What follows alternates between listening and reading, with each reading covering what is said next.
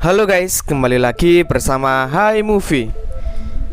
Gimana nih kabarnya? Saya doakan semoga para penikmat Hai Movie diberikan kesehatan dan dipermudah segala urusannya. Oke, kali ini saya akan mereview serial yang diangkat dari video game dengan judul yang sama, The Last of Us.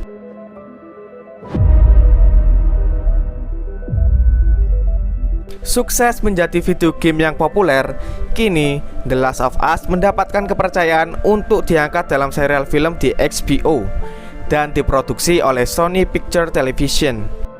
Dengan latar belakang apokaliptik, film ini dimulai tahun 2003, di mana telah terjadi pandemi global yang disebabkan oleh virus yang berasal dari jamur. Bagaimana kisah selanjutnya? Langsung saja kita masuk di serial The Last of Us episode 1.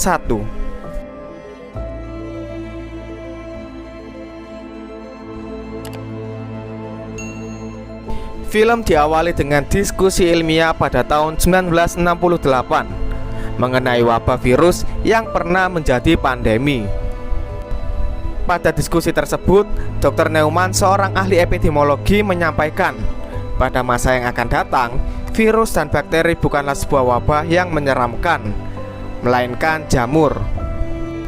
Ia menekankan bahwasannya jamur memiliki potensi yang tinggi untuk mengendalikan inangnya. Virus memang bisa membuat manusia sakit, namun jamur mampu mengubah pikiran kita. Not bacteria, not viruses, so fungus. Viruses can make us ill, but fungi can alter our very minds. Seluruh peserta yang menyaksikan diskusi ilmiah tersebut pun dibuat terdiam atas pernyataan Dr. Neumann.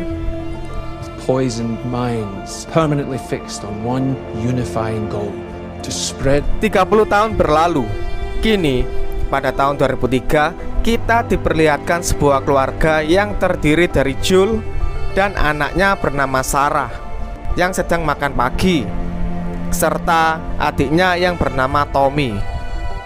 Tiba-tiba dari radio terdapat siaran breaking news tentang gangguan yang menimpa warga Jakarta dan memperingatkan warga US atas gangguan tersebut. Tak lama kemudian, Joel menyuruh Sarah untuk segera menyelesaikan makan karena Joel akan mengantarkannya pergi bersekolah. Sebelum berangkat, Sarah pun diam-diam mengambil uang dan jam tangan yang rusak milik ayahnya.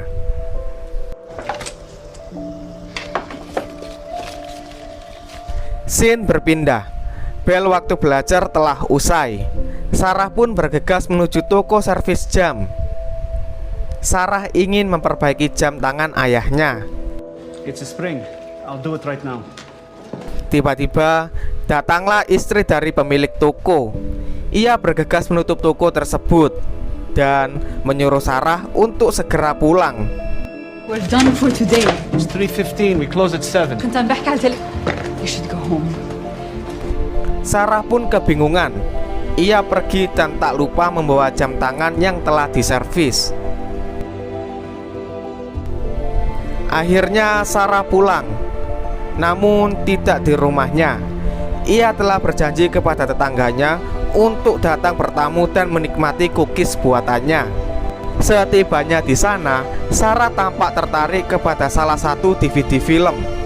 Ia meminta izin kepada Heather untuk membawa pulang DVD tersebut, dan Heather pun mengizinkannya. Tak lupa Heather juga membawakan cookies untuk Joel. Di perjalanan pulang, Sarah mengamati langit. Ia melihat terdapat pesawat tempur yang berjaga. Kondisi yang mengkhawatirkan. Keadaan seperti akan ada perang yang terjadi.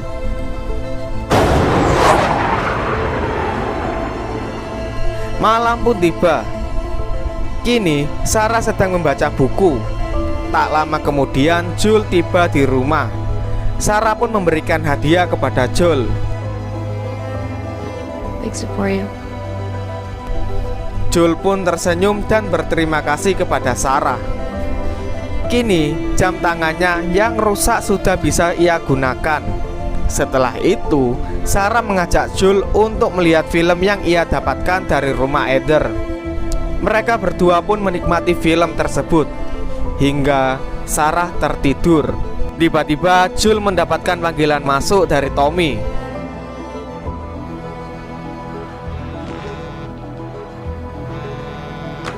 Tommy menjelaskan bahwa ia telah ditahan di penjara atas kesalahpahaman. Ia pun meminta tolong kepada Jul untuk dijemput dan dibebaskan sekarang. Jul pun dengan berat hati menolongnya. Okay. Idiot.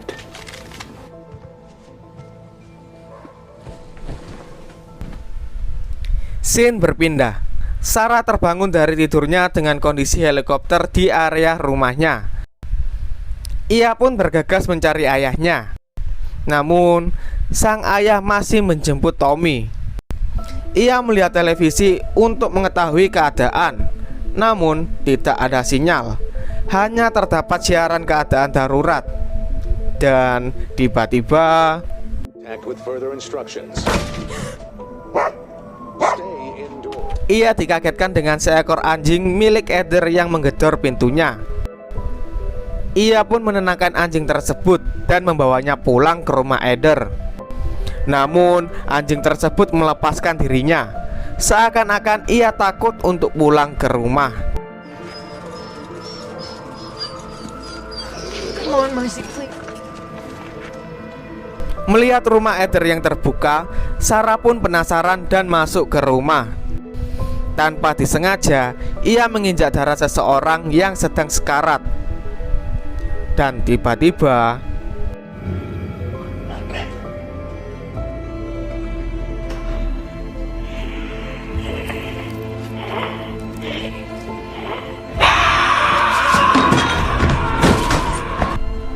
Sarah yang panik pun bergegas keluar rumah. Untungnya Jul dan Tommy telah datang. Dengan sigap, mereka pun membunuh makhluk tersebut. What are we doing, Joe? Masih belum diketahui secara pasti apa yang menyebabkan ini semua terjadi. Mereka bertiga pun bergegas pergi karena keadaan semakin kacau. Sebagian besar tetangganya tak sadarkan diri dan menghadang mobil yang mereka miliki. Di perjalanan, Sarah yang masih shock pun menanyakan apa yang sedang terjadi.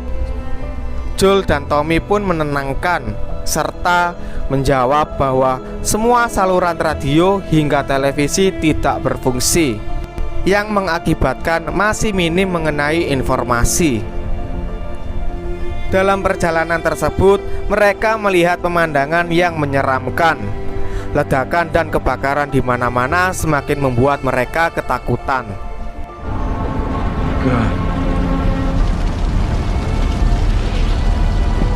Mereka bertiga berencana untuk pergi menjauhi Texas. Namun, sayangnya penduduk kota juga berpikiran demikian, sehingga memenuhi jalan raya. Jul pun menyuruh Tommy untuk mengambil jalan pintas dengan berbelok ke arah barat. Namun, sayangnya tempat tersebut sudah dijaga ketat oleh militer yang memblokade kendaraan. Jul pun menyuruh Tommy untuk segera mengubah arah masuk ke dalam pemukiman. Kini mereka akan menuju Meksiko. Keadaan di pemukiman tersebut sangatlah kacau. Rambu lalu lintas pun tidak beraturan. Dan tiba-tiba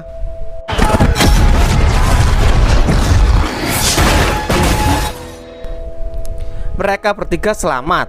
Sayangnya pergelangan kaki Sarah terluka, yang mengharuskannya digendong oleh Jul. Dan juga Tommy harus berpisah dengan Sarah dan Jul. Tommy! Head of the river, I'll find a way. Mereka bertiga pun harus bergegas pergi meninggalkan pemukiman ini. Dan tiba-tiba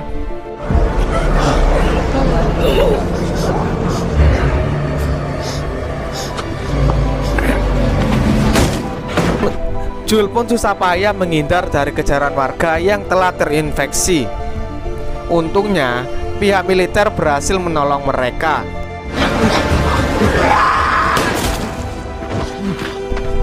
Namun di luar dugaan, Rupanya, militer tersebut menembak ke arah Joel dan Sarah. Meskipun Joel meyakinkan bahwa mereka sehat dan tidak terjangkit. Easy now. We're not sick. We are not sick! Dan saat hendak ingin menembak mati Joel, tiba-tiba Please don't.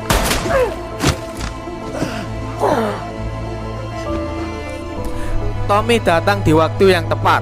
Militer tersebut akhirnya tewas. Joel pun bergegas menuju Sarah. Namun sayangnya Sarah tertembak dan kini dalam kondisi kritis. Tak lama kemudian Sarah pun tewas di tempat. I know, baby. I know. Scene berpindah pada tahun 2023 di Boston. Kini kita diperlihatkan seorang anak kecil yang tiba-tiba muncul dari tempat yang telah diisolasi. Dan tiba-tiba You're safe. setelah apokaliptik terdapat peraturan baru, yaitu siapapun yang masuk dan keluar dari zona isolasi, ia akan dibunuh. Hal tersebut sebagai upaya pencegahan wabah Cordyceps yang berasal dari jamur agar tidak menginfeksi kembali. Joel yang telah bekerja seharian mengambil upahnya. Ia pun menanyakan kepada petugas mengenai pekerjaan lainnya, karena saat ini Joel membutuhkan upah yang lebih. Ia pun disuruh datang esok hari pukul 16.00 untuk pemeliharaan selokan. Pasca wabah Cordyceps menginfeksi hingga mampu mengendalikan manusia pula membuat sistem birokrasi pemerintahan dan peraturan berubah. Pun dalam masyarakat terdapat kubu yang kontra terhadap pemimpin saat ini. Kini juga kita diperlihatkan 3 orang yang telah melakukan pelanggaran dikarenakan masuk ke dalam zona terlarang. Mereka semua akan diadili secara pengadilan militer, yakni akan dieksekusi mati dan dipertontonkan kepada publik. Scene berpindah kepada Tess yang adalah kekasih Joel. Otoritas federal yang saat ini memegang kendali pemerintahan mengalami bentrokan terhadap organisasi Fireflies. Tess yang kini berada di tengah-tengah bentrokan tersebut dilumpuhkan begitu saja oleh pihak federal.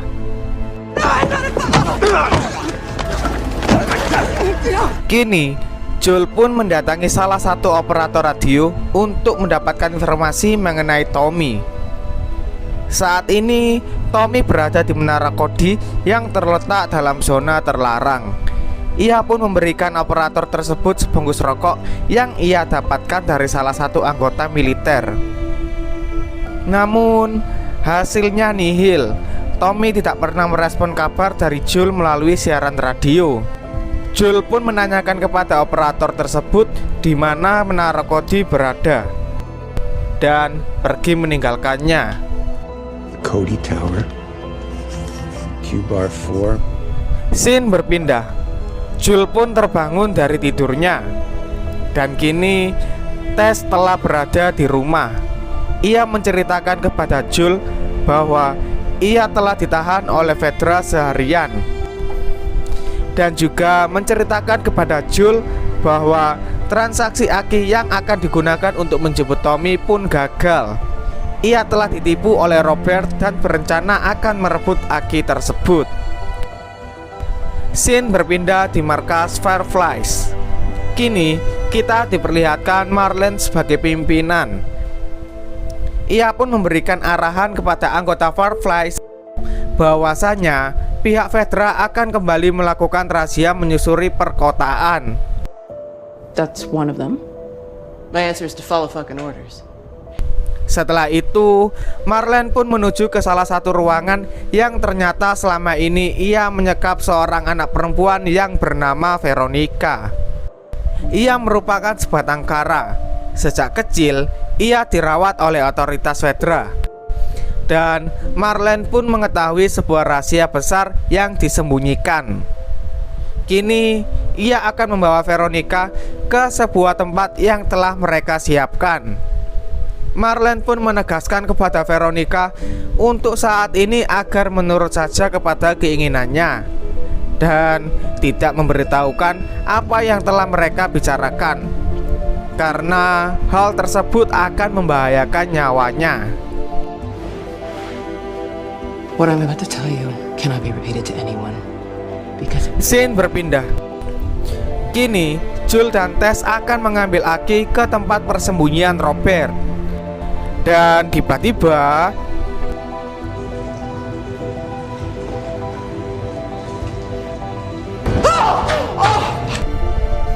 mereka dikagetkan dengan jasad seseorang yang mati akibat wabah Cordyceps. Mereka pun melanjutkan pencarian ke markas Robert. Rupanya mereka semua telah tewas, dan Aki yang akan mereka gunakan untuk transaksi rupanya rusak.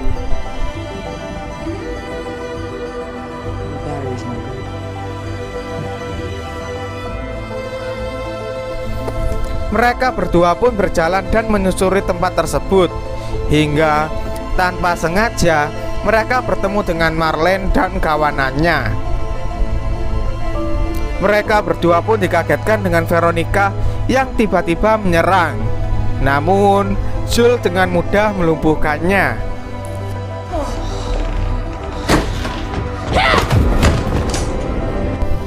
Mereka pun melakukan negosiasi. Jules ingin menjemput Tommy yang berada di zona terlarang membutuhkan baterai Aki. Marlene pun akan memberikan apapun yang mereka butuhkan untuk masuk ke zona terlarang, baik itu Aki, truk, hingga bahan bakar. Namun dengan syarat untuk membawa Veronica bersamanya. Marlene menyatakan akan ada tim Fireflies menunggunya di Old State House yang berada di zona terlarang. You trust her? Okay, here's the deal.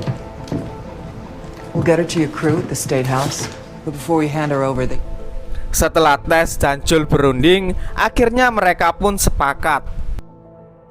Malam pun tiba. Kini mereka bertiga bergegas untuk masuk ke zona terlarang. Mereka berpikir bahwa malam hari adalah waktu yang tepat untuk menyelinap. Namun rupanya malam ini berbeda. Otoritas federal menjaga ketat perkotaan. Mereka semua melakukan razia keliling kota dengan persenjataan yang lengkap. Bahkan lampu sorot dan helikopter pun juga bersiaga. Tiba-tiba di pertengahan jalan, mereka tertidu oleh salah satu anggota Fedra. Mereka pun tersudut dan disuruh berlutut. Get on your knees. just get on your knees. Just get on your knees. Hands on your head. Out of your fucking mind. Tiba-tiba militer tersebut diserang oleh Veronica. Melihat Veronica yang ditodong menggunakan senjata laras panjang membuat teringat Sarah sesaat sebelum ia tertembak oleh militer. Jules pun langsung menyergapnya dan memukul wajahnya hingga militer tersebut tewas. Dengan demikian, mereka bertiga pun bergegas masuk ke zona terlarang dan film pun selesai.